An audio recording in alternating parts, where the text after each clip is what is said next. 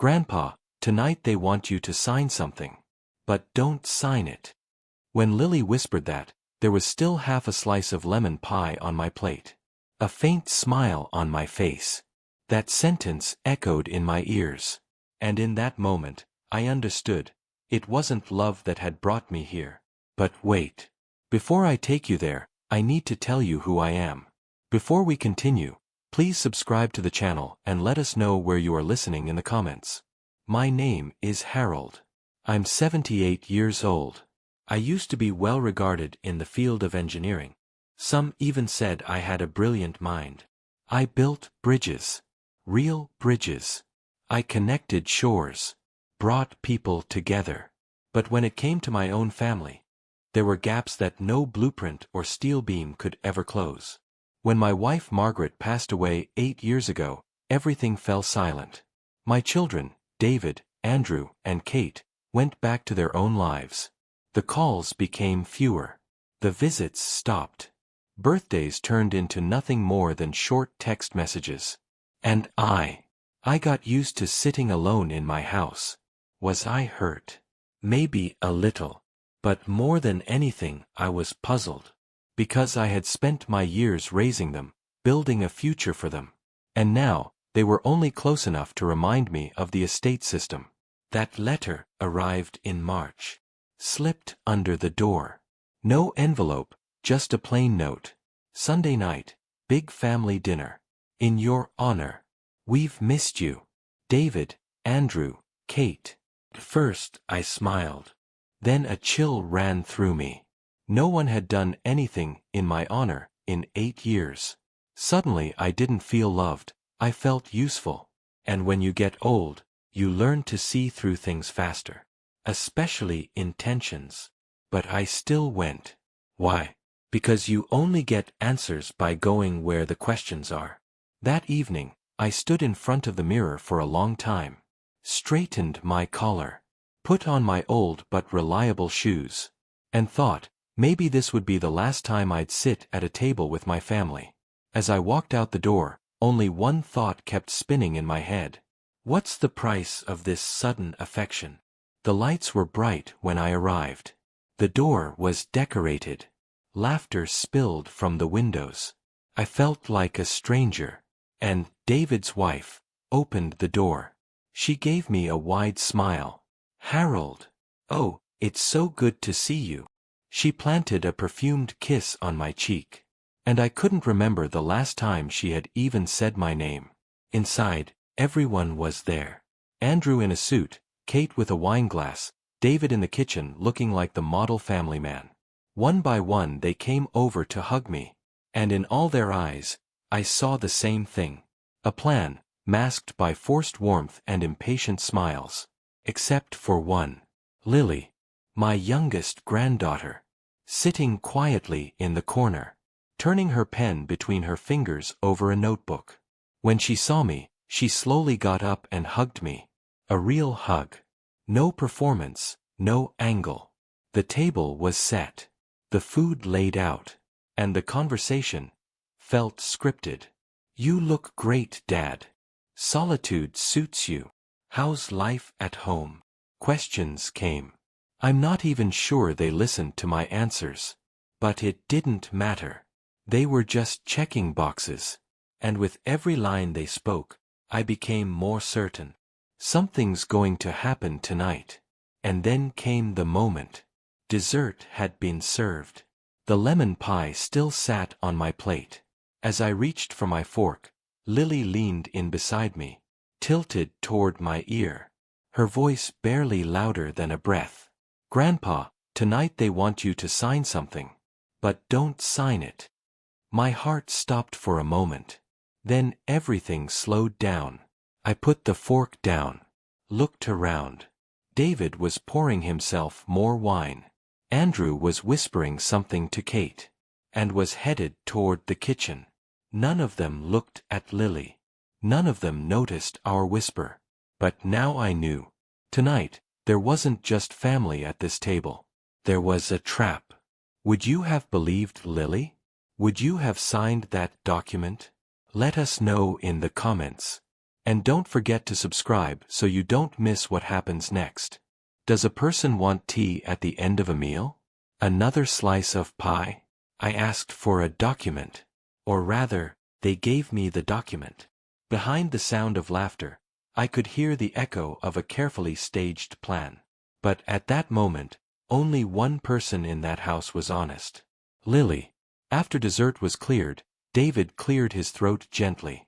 The kind of throat clearing someone does when they want attention, but don't want to look like they want attention. It was that kind.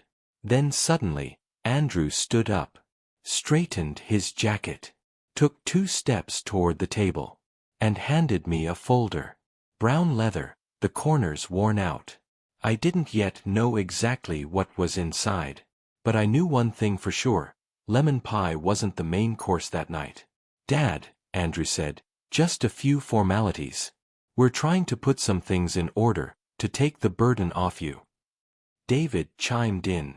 Tax matters, real estate, medical power of attorney.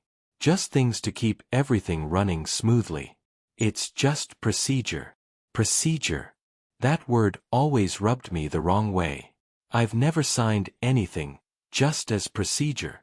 Every plan I approved, every sheet I signed touched someone's life. This document did too. The difference was, this time, I was the target. May I read it? I asked. I reached out my hand. Andrew hesitated. A beat of silence. Then Kate spoke. There's no need, Dad. Andrew knows everything already. I almost laughed. So they weren't as good at pretending as they thought. They were hiding something from me. And that was the weakest part of their plan. I took the documents. My heart was pounding, but I kept the flattest smile on my face. My eyes went to the first page. Headings, bold letters, transfer statements arranged line by line. One part read, power of attorney, another, property title transfer. And right in the middle, a yellow post-it note. Sign here, 1/3. They thought I was naive. Just old. Forgetful. Alone. But they forgot something. I was old, yes. But I wasn't alone. That night, I had Lily. And now, I had my mind. I looked up. David's face was frozen in a fixed smile. But his eyes were impatient. Andrew's right eyebrow twitched slightly. Kate wouldn't let go of her wine glass. I'll take this home and read it, I said. Calm, slow, deliberate. There's no need, David said. Too fast. I mean, it's all very straightforward. No need to waste time. I have plenty of time, I said, and tucked the folder under my arm. That night, the first thing I did when I got home was put the kettle on. Before opening the folder, I followed my ritual. My cup, my tea, my old pen, and my magnifying glasses laid neatly on the table. Then I took a deep breath and opened the folder. Page by page, I reviewed it. Some terms had been deliberately made complicated. But the core of it was this. Andrew would have decision-making authority over my health. David would receive ownership of my home. My bank account would be open to joint access by all 3 children. And the worst part? It was all justified under the name of family benefit and safety. My chest tightened. But I didn't get angry. I left anger behind in my youth. Now it was time for strategy.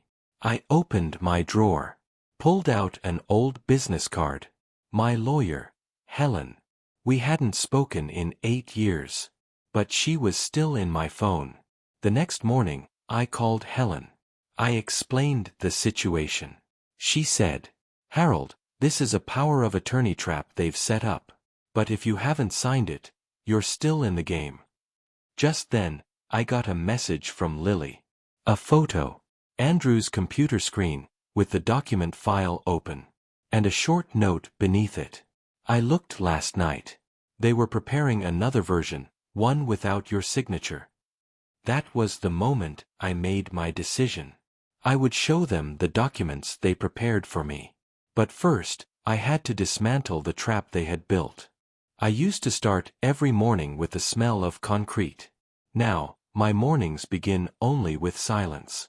But inside me, that sound still works. The sound of structure. The sound of thought. Measurement, balance, calculation. And most importantly, load-bearing capacity.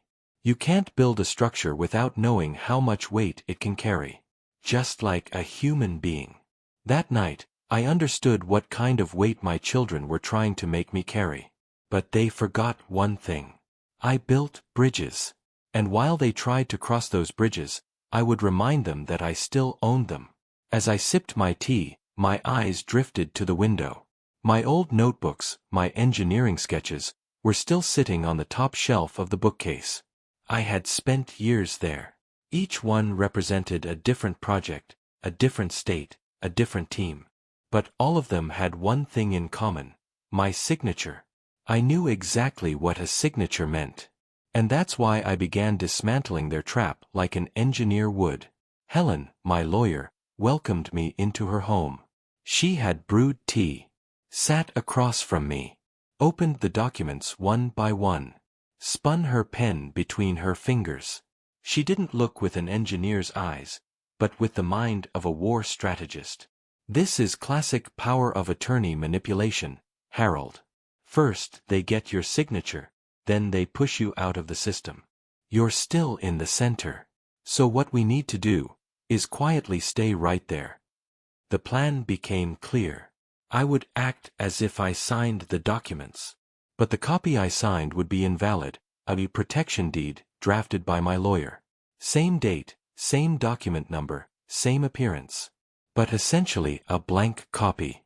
Their trap would become a trap of its own. That evening, Lily called me. There was fear in her voice. "Grandpa, Dad found the copy in your folder last night." When he realized it was blank, he got angry. "They've started treating you like you're crazy at home." Crazy, yes. That word is no stranger to me. Sometimes, when a person's thoughts are no longer useful to others, they call him crazy. But they were too blinded by their own interests to see how clear my mind truly was. The next day, David invited me to dinner again. This time, the excuse was ready. "Come meet the daughter-in-law. The kids missed you." I went. This time, I didn't carry the real document, but Helen's decoy. When I entered the house, everyone greeted me with that same fake warmth. But this time, they were more impatient. We didn't even sit down properly for dinner. Andrew handed me the document. Same line. "Just a signature, Dad. Really simple." I pulled out my pen, found the yellow sticky note slowly, and signed my name, Harold J. Mercer. Then I handed the pen back to Andrew and said, "I've always designed the bridges, Andrew. But not every crossing is permitted. I hope you've calculated your load correctly." The look on his face. I'll never forget it, not even after years. He didn't understand what I meant, but he knew something had gone wrong. And it was too late. Because that document was invalid. When I returned home, Lily was sitting by the window, sketchbook in her lap. She had drawn one of my old bridge projects from years ago. And below it, she'd written a note. "The only bridge that doesn't collapse is the bridge of truth." That night, I cried. Maybe for the first time. But not out of defeat. Out of the peace that comes from being certain. They thought it was done. They smiled when I handed back the folder. David even patted me on the back like he used to when he was 10 years old, and I let him beat me at chess. But the truth is, I never let anyone win at chess. And I hadn't let them win here either. They wanted my signature. Fine.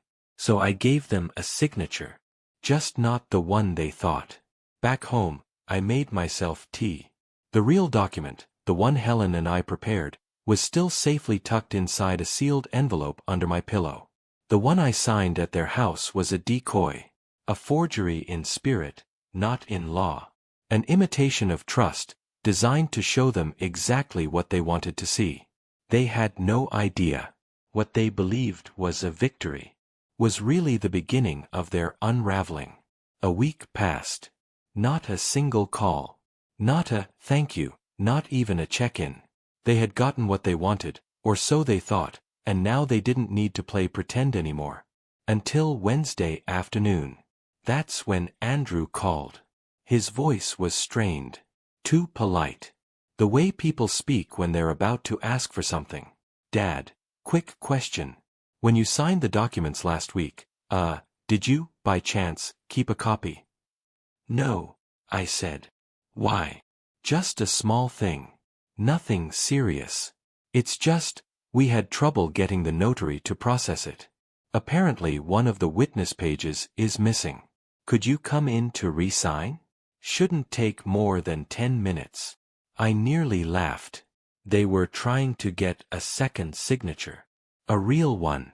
Because someone must have realized that what I signed wasn't worth a slice of cold turkey. I agreed to meet them. But first, I called Helen. They're cracking, I said. She told me to hold my ground. And reminded me, you hold the real version. They're playing catch-up in a game they think they already won. And so I met them at the notary's office. It was sterile. Fluorescent lights, dusty chairs. Kate was already there with a tight smile and a folder thicker than the last one. David greeted me with a hug that felt like obligation. Andrew handed me a pen. Just here, Dad. Same as last time. I looked him straight in the eye. No, I said. Let's have my lawyer review it first. If everything matches what I signed before, I'll sign again. The silence was sharp. Kate tried to soften the blow. Come on, Dad. You know we wouldn't do anything to hurt you. Then you won't mind a second opinion, I replied. They stared at me like I had just risen from the dead. I took the folder, tucked it under my arm, and walked out. That night, Lily knocked on my door. She didn't say anything at first. She just handed me something. A voice recorder. I left it under Dad's desk, she said. They've been talking about taking over your accounts since January. Uncle Andrew wants to sell your house to pay off his debt. They said if you didn't sign, they'd try to have you declared incompetent. That word again. Incompetent. Funny how easily they forget who taught them how to ride a bike, how to write a check, how to read a damn map. I sat down in my chair and held that recorder like it was a weapon. Because it was. I called Helen the next morning. It's time, I said. Draft the new will. We started from scratch. Everything would be in my name. No power of attorney. No shared access. Nothing. And as for the inheritance, Lily would get it all. Not because I loved her more, but because she saw me. She warned me. She protected me. She never once asked for anything. But that wasn't all. I wanted them to know what they had lost. Not just the money, but the right to be trusted. So I asked Helen to prepare a letter, to be read aloud when the time came. A message not of anger, but of clarity. A final bridge. They'd never be allowed to cross. They all wore black. David had on a navy suit he probably bought just for the occasion. Andrew looked like he hadn't slept in days. Kate wore sunglasses indoors, not to hide her grief, but the fact that she'd barely cried at all. They stood together in the corner of the lawyer's office, whispering. I wasn't there anymore. I mean, physically, yes, I was gone. But in that room, in that moment, I was more present than I'd ever been. Because they thought they were about to receive everything. And I made sure they'd receive something else instead. Helen entered the room holding a thick envelope. No flowers. No dramatic music. Just legal silence. She sat at the table, placed the envelope down, and looked each of them in the eye.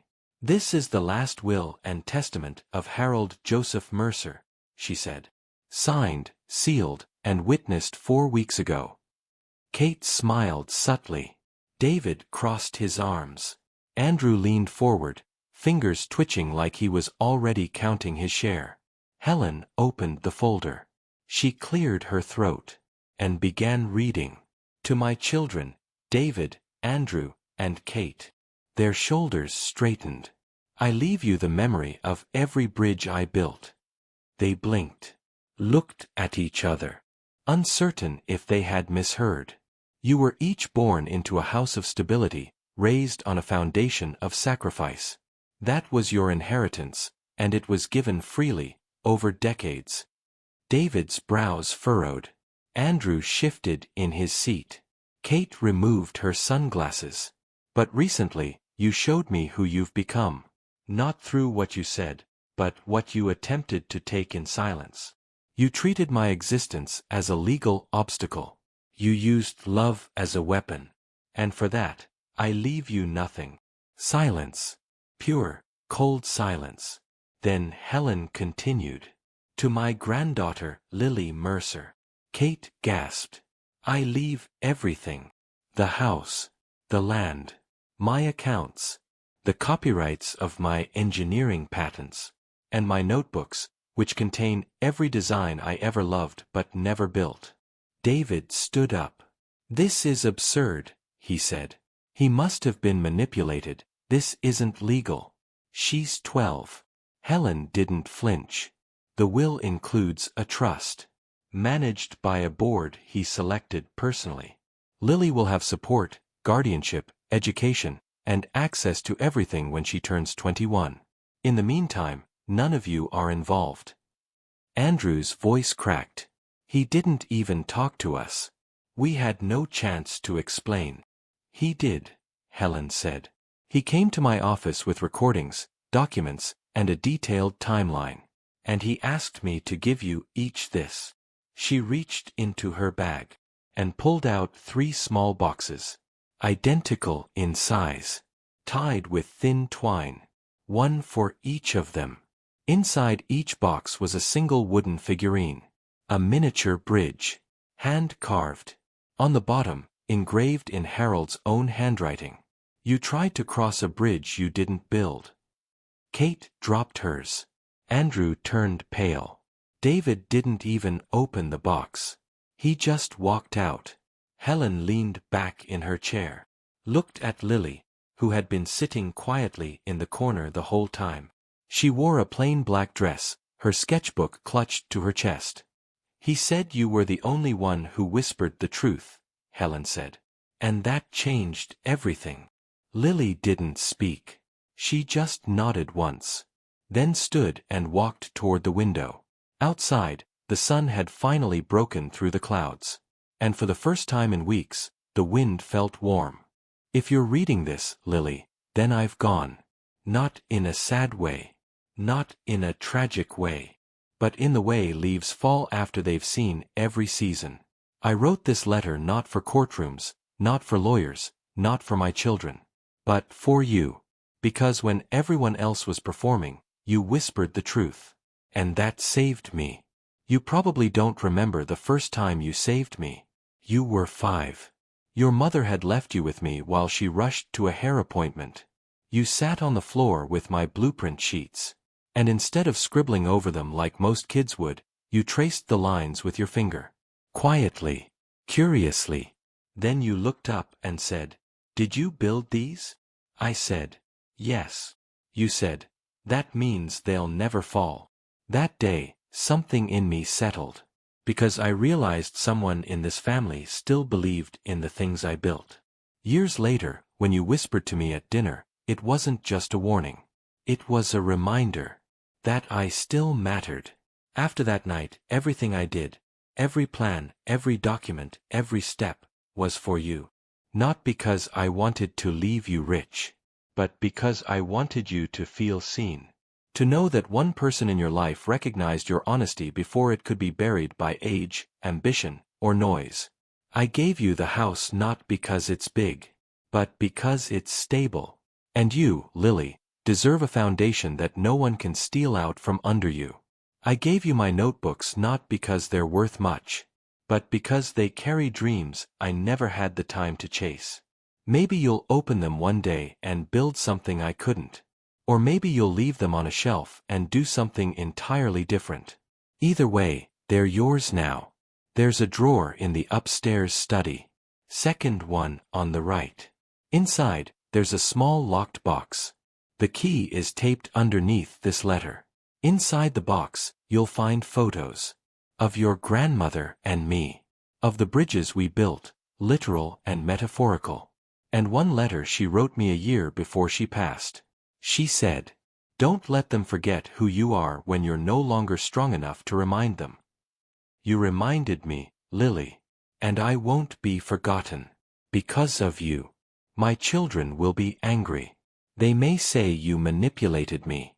They may try to reclaim what they believe is theirs. But you and I both know.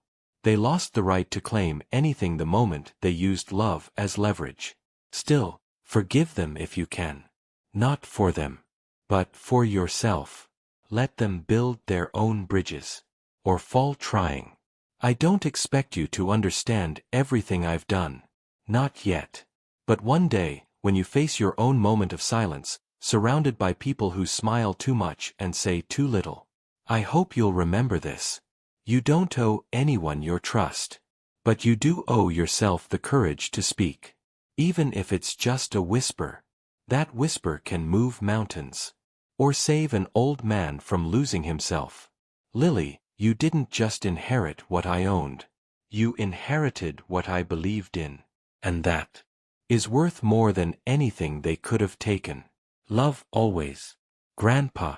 Would you have been brave enough to whisper the truth like Lily? Or would you have stayed silent at the table? Let me know in the comments. And if this story meant something to you, please subscribe and share it with someone who needs to hear it.